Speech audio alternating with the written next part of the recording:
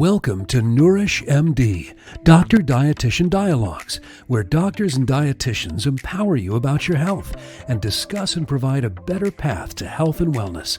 Proudly presented by Concierge Medical Practice Private Physicians Medical Associates, PPMA, with your hosts, registered dietitians and nutritionist, Lauren Papanos and Romana Brennan. Hello, everyone. Welcome back to Nourish MD, Dr. Dietitian Dialogues. My name's Romana. I'm one of your hosts, joined by Lauren, your other host. And today we're going to be diving into 3 fasting practices to utilize after the holidays. So as we are approaching Thanksgiving, this episode is just going to be released right before Thanksgiving. So hoping that we give you some great information to carry you on throughout the holiday season. But as most of you are probably familiar with this term, intermittent fasting really is an umbrella term for a wide variety of different eating patterns that essentially just cycle between a period of fasting and a period of non-fasting. So a period of eating or a period of non-eating, and usually involves frequent and or consistent intervals, but it really can look so different. So today we wanted to talk through different fasting practices and going beyond just the general term of intermittent fasting and really describing some of these different practices that can be helpful, especially during the holiday season. We're also going to talk a little bit more about the research and the specific benefits of these different types of fasting practices. But before we even get into all of that, why is this important? As most of you are probably familiar with, the standard American diet, which is also called the Western diet, it is characterized by pretty inconsistent eating patterns, which I'm sure many of us experience, but sometimes we may be more prone to grazing throughout the day, not really having these specific outlined periods of not eating. Most of the time throughout the day, we are just eating in whatever context that looks like. This is also joined by constant blood sugar variations. If we are constantly eating, having that spike in blood sugar, which can lead to metabolic syndrome, insulin resistance, things of the like. So we really want to strategically utilize fasting practices to help regulate blood sugar levels first and foremost, can also help to essentially reset our metabolism, give our digestive system a break, and even activate portions of the brain that really help support this digestive clean out, also called the migrating motor complex. So we're going to talk about all of that today. And again, really important around this time of year, around the holiday season, to jumpstart, to improve our blood sugar dysfunction. If you already have some of that underlying blood sugar dysregulation, also resetting eating patterns and hunger cues, especially if we are in the season of potentially overeating, exposed to more sweet foods, more salty foods, some of these more hyper palatable foods that can kind of hijack this dopamine reward system in our brain as it relates to different foods, different flavors, and also helping to decrease sugar cravings as a whole, which I'm sure most of us are already dreading as we are approaching the holiday season. So I already had mentioned it, but again, allowing digestive system the appropriate time to rest, allowing our cells to go through this recycling process, this cleanup process, and even some renditions of fasting can implement a little bit of caloric restriction, which can be helpful after overfeeding. So we're going to get into some of the nuance today. But first and foremost, who is fasting not for? We just want to put this as an important disclaimer before we get into this. Whether you have specific, maybe it's a chronic health condition that makes you a little bit more vulnerable to some of these blood sugar changes, blood pressure changes. We always recommend that you work with your provider, work with a registered dietitian if you are going to implement some of these more serious fasting practices. You also just want to make sure that this is something that is safe for you. But as a general rule of thumb, fasting is not for women in their reproductive years or anyone with a history of hypoglycemia, so a history of low blood sugar levels. You might notice if you go too long between meals, you might have some lightheadedness, headaches, fogginess, fatigue, things of that sort. We just really want to make sure that you're doing this in a safe environment. So it might not be safe if you have a history of hypoglycemia at those low blood sugar levels, as well as women in their reproductive years. And we're more than happy to chat more about that. But why don't we just get right into it and let's go through the first fasting practice that we're chatting about today. And that is time restricted feeding or circadian fasting. So Lauren, why don't you start us off with that one? Yeah, this is one of my favorite types of fasting methods, and this really relates to the sun and the moon. So we have something called our circadian rhythm, and it's essentially what governs all of our body systems. It's kind of like our body's internal clock. We have like this clock that it really is within all of our organ systems in the body. And so with circadian fasting, what we're referring to is eating with the sun when these clocks are most active, and then not eating or decreasing food volume as it gets darker and the sun goes down, the moon comes up, because there are natural hormonal and digestive and even blood sugar changes that occur based off of the time of the day. You might have heard before that breakfast is your most important meal, or to make dinner your lightest meal. That's kind of referring to a lot of these principles within circadian fasting. It's most common to do 12 hours at minimum. I would say somewhere between like 12 to 16 is generally the rule of thumb for circadian fasting. So that means that you would be eating for 12, not eating for 12, or say eating for 16, not eating for 8 hours. Longer than that isn't typically advised unless you are going to be doing some of the other types of fasting, which we'll talk about after this. And we definitely recommend that if you are practicing this, that you are really front loading your meals and that you are having your biggest meal when you first wake up in the morning at breakfast time, and that as the day goes on, these meals are getting smaller, and that you're allowing at least 3 hours before you go to bed at night for no food intake. So really you should be done eating before the sun goes down. So maybe sometime around like 5 p.m. or so. The purpose is to, one, help regulate your circadian rhythm. So help to be able to really improve how all of these clocks and organs are functioning. Also allow the digestive system some rest. We know that in the evening hours, the digestive system isn't working as efficiently. It's kind of ready to take a nap as well. And so if we eat a really heavy meal before bedtime, that can be counterintuitive to how our digestive system works, but it can also impair sleep quality, because then when you're trying to sleep, your core body temperature is getting elevated through the process of digestion, and your body's really shunting all that blood flow to your digestive system, and you're laying down, and that can cause like heartburn and temperature changes and things of that sort. And if you wear a sleep tracker, you've probably noticed this within some of your sleep data, that if you eat a big heavy meal close to bed, that your sleep is compromised. It's not as good as when there's more time in between. It also can help deplete liver glycogen. So when you are sleeping, your body is burning through what it has in circulation. And then after that, it taps into its storage, which we call glycogen, which is, think of it as like our sugar or carb storage. And we have glycogen both within our muscle and our liver. But when we're sleeping, we're primarily burning through liver glycogen. And your liver glycogen is something that gets depleted while you're sleeping, and it can be beneficial for helping with reversing liver inflammation and also potential things like non-alcohol fatty liver disease and such, to be able to deplete your liver glycogen on a more regular basis. We also see some level of ketone formation, usually around that 10 to 12 hour mark. And this can be very anti-inflammatory for the body. We know that just the natural process of making ketones provides a ton of anti-inflammatory benefits for the whole body, especially the brain, and especially in a lot of neurodegenerative type diseases like Alzheimer's and dementia. This can be especially important for providing the brain a secondary fuel source. And so there are some therapeutic benefits that you can get through allowing the body to form some of those ketones.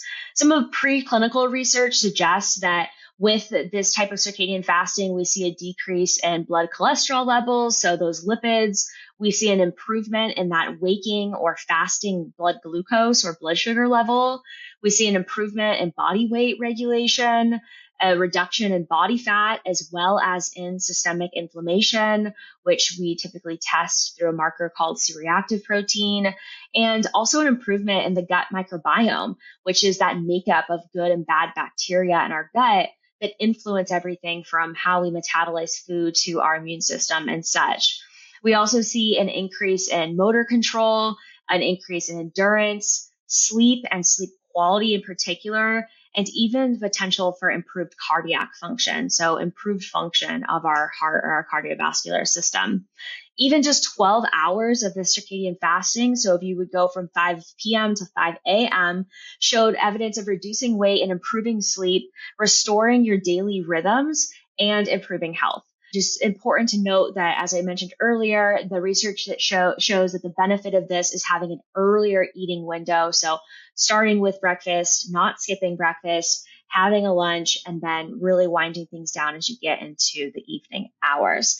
So that would be circadian fasting. And always think of, when you're remembering that, the sun and the moon are the easiest way to think about it. And you would always be starting with most of your nutrition coming in when the sun's up and decreasing nutrition as the sun goes down and the moon comes up.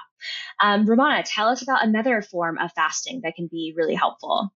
Yeah. So the second form that we wanted to highlight is a 5-day fasting mimicking diet. So fasting mimicking diets in general can be typically anywhere between 4 and 6 days, but a 5-day regimen is slightly more popular. There are fasting mimicking diet kits that are available. We've also formulated our own fasting mimicking diet, a 5-day fasting mimicking diet plan. If you would like to work with me in our one-on-one nutrition program, I'm more than happy to support you through doing a 5-day fasting mimicking diet type plan. But in general, again, so these are periodic. We don't do these very often. The research does show that it is safe to do them 5 or so consecutive days, between 4 and 7 consecutive days, about once per month for 3 consecutive months. Everyone's going to be different. That's the general recommendation. If you are going to repeat a fasting mimicking diet plan, would be monthly for 3 consecutive months. And then after those 3 consecutive months, maybe you revisit it every quarter or once a year, something like that, as kind of a general reset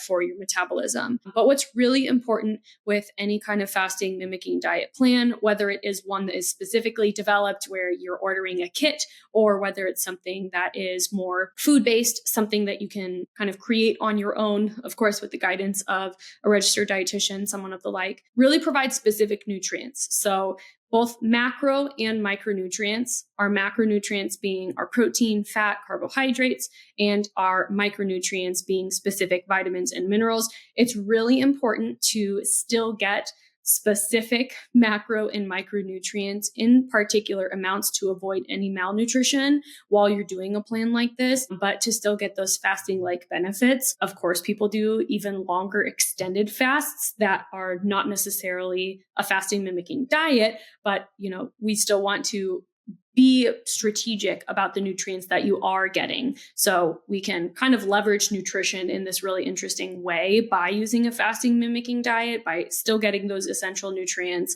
and also still getting those benefits if you were not to be consuming food for those 5 days. So super interesting. A lot of great research that is out there in terms of fasting mimicking diet and the various benefits for even specific disease conditions, for example, for cancer, things of that sort. And we've touched on that a bit in some of our other episodes, but for more so the general population, what is the purpose of a fasting mimicking diet?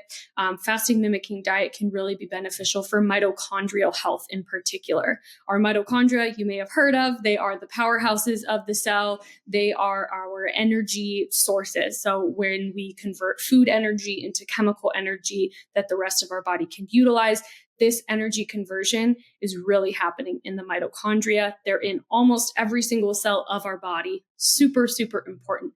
But just like how a car or some type of gear might get rusty, oxidative stress essentially puts rust on our mitochondria and on different parts of our cells. So what we can do with the fasting mimicking diet is kind of like brush off the rust on our mitochondria and make this metabolic process happen more efficiently, more effectively. It's also really important, this type of dietary plan, for something called autophagy, which is programmed cell death. So our cells can actually undergo this very specific dying and kind of rebirth process, recycling their nutrients, recycling their materials, essentially as a way to protect our bodies from things like cancer to develop. So really important processes that can be supported using something like fasting mimicking diet. Again, also offering more of a metabolic reset, helping resensitize your blood sugar. So helping us be more efficient with our insulin production and the way that insulin is able to move glucose throughout the body into our tissues.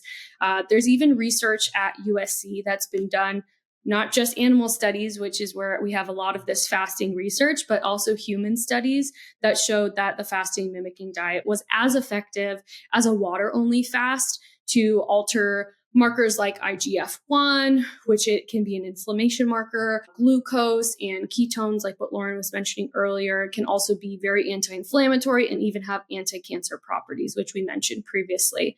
Again, in this research, they saw drops in blood glucose in individuals who were pre-diabetic after 3 fasting mimicking cycles. So doing that 5-day monthly for 3 cycles. And again, dropping in IGF-1, which is a protein associated with aging and cancer, dropping CRP, which is that C-reactive protein that Lauren mentioned earlier, which is risk factor for cardiovascular disease and also a systemic inflammatory marker. And then also a cool thing about fasting mimicking diet that this study showed was that it actually increased circulating stem cells, which can be really helpful for tissue regeneration. So all in all, really interesting research about the fasting mimicking diet. And there's pretty robust studies and continuing ongoing research that is showing the benefit of this type of fasting plan.